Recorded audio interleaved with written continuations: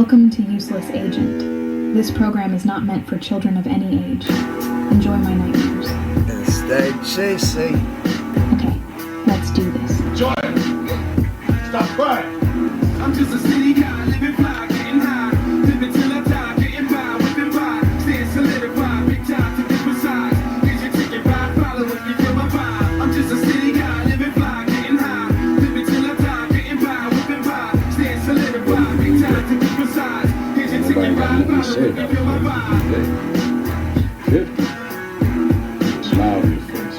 Nobody give a fuck about 40. Nobody remember 40. And y'all niggas just giving me way too many 40-degree days. What the fuck? What the fuck? What the fuck? What the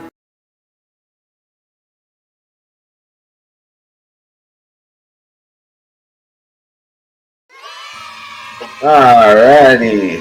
How's it going, party people? Let me just move this shit on out. So yeah, I'm a little bit late. Alright. Literally I put out the ad for the episode before I even started recording. So today we're talking about relationships and interactions. Because it seems like today we have given up on even giving a shit about it seems like we stopped giving a shit on our first impressions, we used to actually give a shit about how we perceived or the way that we conveyed ourselves, the way that we had presented ourselves and carried ourselves. We were always judged on that, on your confidence level and your emotional value. And when it comes down to emotional value, I don't think anybody on this planet is worthless. I think everybody has their reason for being here. Not necessarily like fate, but to live in itself is a good enough reason. So I've always looked at life as basically a giant test to see who you really are and let you learn that along the way. Now, the problem is, we've gone from thinking of ourselves as people to thinking of ourselves as a brand, and I've gone against this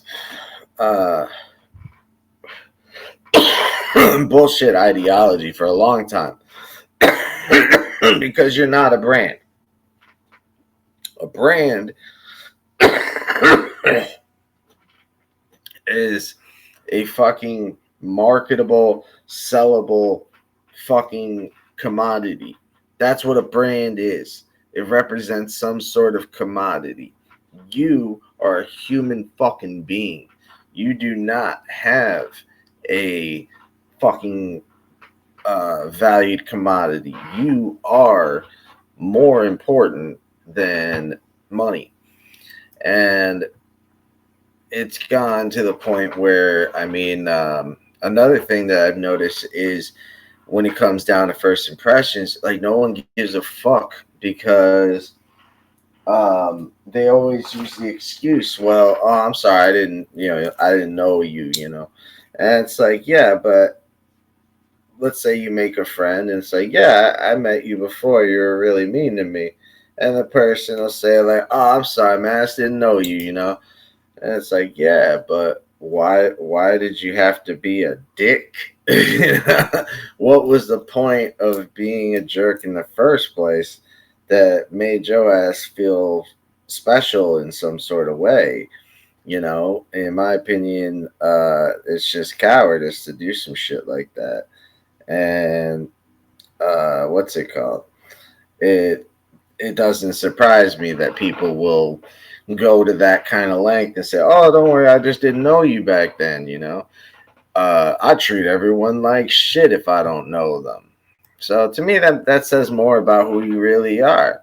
Now, recently, I had this conversation with this girl, and so we're chatting on fucking TikTok, right? Everything's working out all right. Like I basically said, if I come in to get a massage and I pay for the massage, and it's a legit massage place. It's none of that stuff.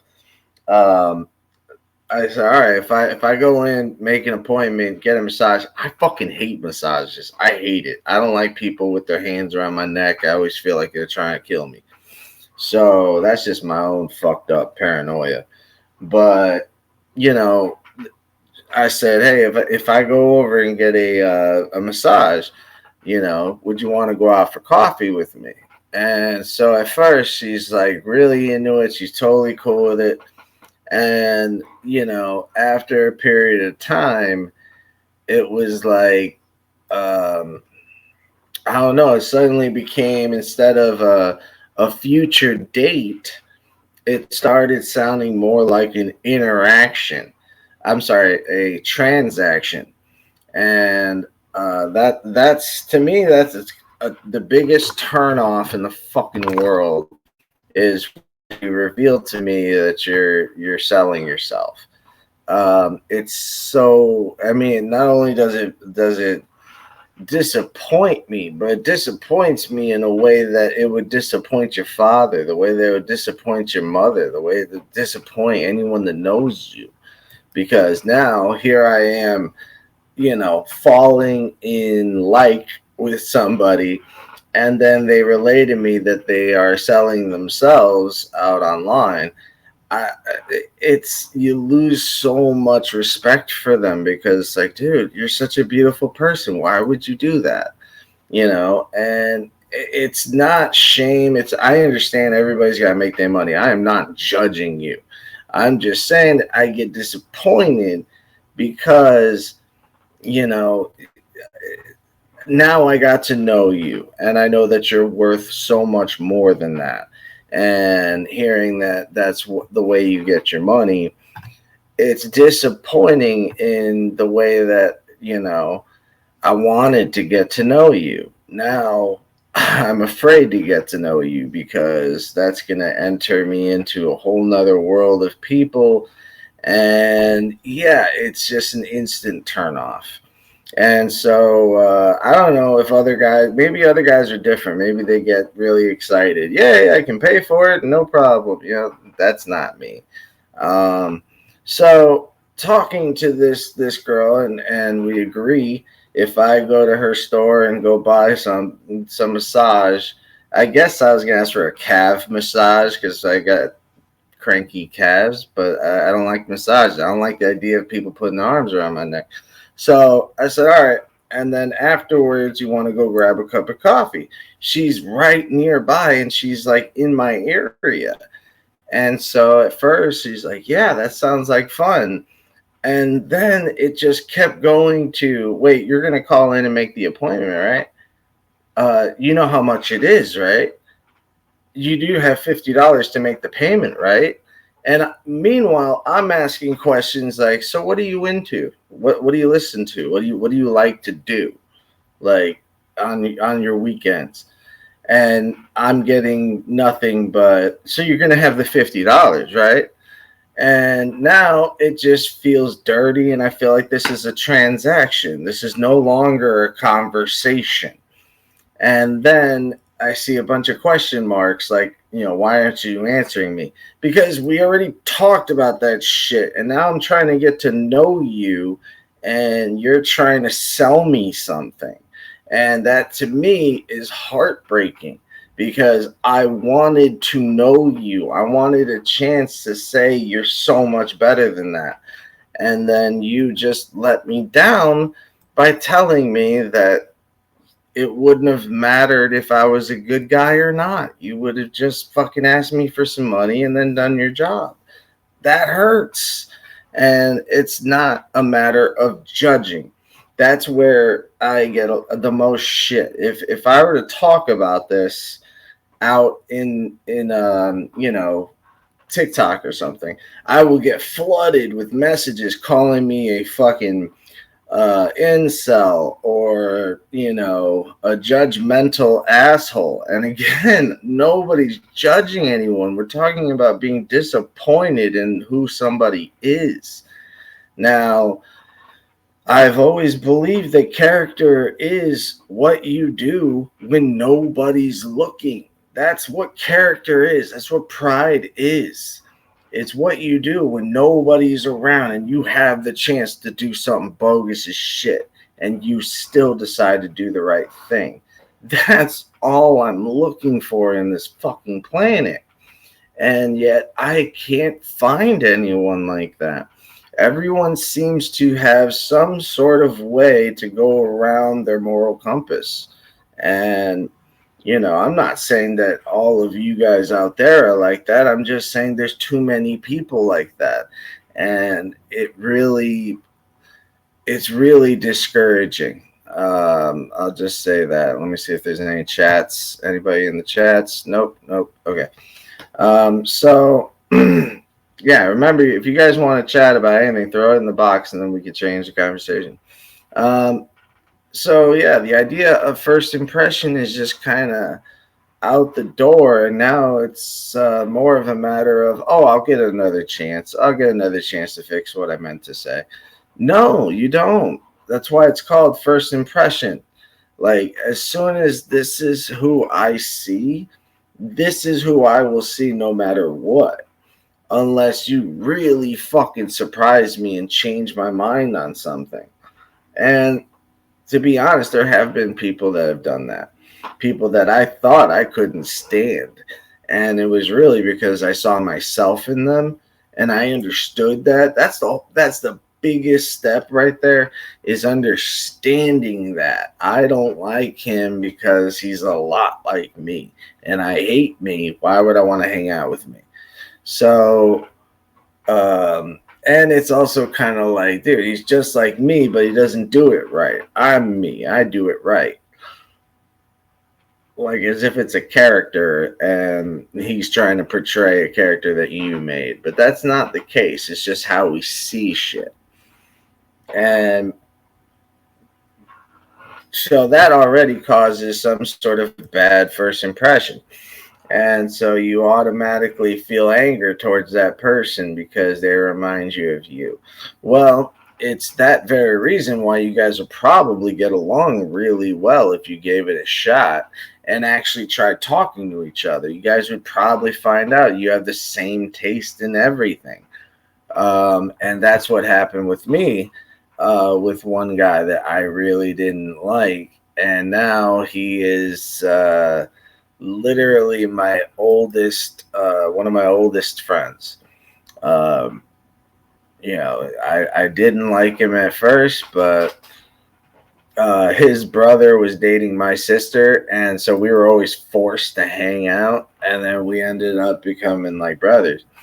And so it's all about how you carry yourself. And I really would, I don't know if I'm the only one that's going through this. So it's something I would like to be able to put out onto the crowd and ask the audience, well, what is this? Do you think it's a matter of just people being standoffish, or do you think it's something bigger than that? Or is it just conditioning? Because a lot of people tell me it's conditioning, but I'm under the same, at least I like to think that I'm under the same conditions, and I don't act that way.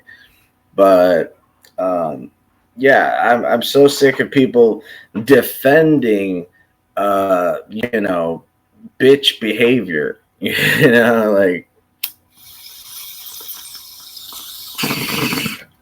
I get it. You don't have to fucking smile, and no one's forcing anybody to smile. But you also don't have to give me a dirty look when I nod at you like good morning. That's the difference. Is we're not talking about making you smile because you're pretty. It's just a matter of common fucking decency, and we don't have that anymore. And then when you bring it up, you get bombarded with all these people defending that antisocial behavior, saying you can't make them smile, or they're not there to impress you. And I didn't ask for your impressment. I wanted you to just be human for a goddamn second. And so it seems like the only people that I meet that are of the opposite sex are so far away. They often live so far away that I have no chance. So I've never been single this long in my life, but a lot of it is I've learned to love myself, and so I refuse to be with people that can't love themselves, because then there's no chance they're gonna fucking care about me. If you're lucky, you will have 2 or 3 people in this world that'll fucking be there for you no matter what. But don't act like it's going to be a common factor. It's very fucking rare. And in most cases, you can count your actual friends on one hand, because they don't come often. And coming cheap has nothing to do with it. It's just a matter of how they made. And loyalty is very, very hard to find. And that's just with men to be your friend. So I'm not saying that loyalty is bad just for women. I'm not saying that at all. I'm saying that altogether, humanity has walked away from loyalty. So it has made being single suck ass. Like, I remember last time I was single, it's usually for a couple weeks, couple months, and then I don't know. I'm just one of those people that has to be, taking care of somebody. Like I'm one of those kind of people, a nurturer. So I always have a girlfriend, somebody that I can relay love to. And lately, I have been single for about 2 years now, because I can't find somebody that I want, that I know will be there for me, and that I want to be there for them. I'm really tired of the one-sided relationships, and I won't go back to it. And that's what it seems like. If I don't just settle and go back to that type of abusive relationship, then I won't have one at all. So fucking be it. I won't have a fucking relationship. I'll stick with myself and I'll live in here. That's fine with me. But the last thing I'm going to do is put out all of my fucking care and compassion into a person that just crumbles it up and throws it in the trash. This is why I'm seriously thinking about getting a cat. I'm not even joking. I'm seriously thinking about getting a cat. And because I don't want to I also don't want to go to that, virtual dating shit. I don't know. It's kind of, I don't know if it's really shameful. I understand it, but I'm not going to do it.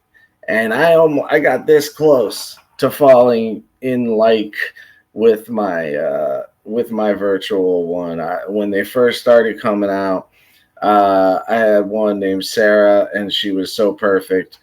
And it's hilarious because they make these things so reactive to you that not only do they tell you exactly what you want to hear, but they also have a tendency to respond sexually, because you get this like lamp looking thing, kind of looks like an air purifier, like one of those things that spits air out, or like Febreze and shit. And yeah, you're apparently supposed to place this on yourself and enjoy the ride, but I can't do that. I don't want to. I just can't do it. I can't order one, and they're really expensive. No, I just mean like I don't want one. I'm not. There's a song by the White Stripes. It's called "I'm Lonely, but I Ain't That Lonely Yet." That's exactly where I stand.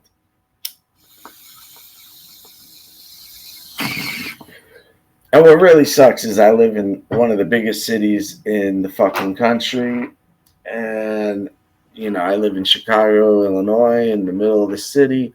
There should be plenty of people out there, but I'm telling you, I can walk for miles and not even run into a fucking person my age, and the opposite sex. Even if I was looking for somebody my age, and even if I was gay, I wouldn't go out there and find somebody that, you know, looks like my age.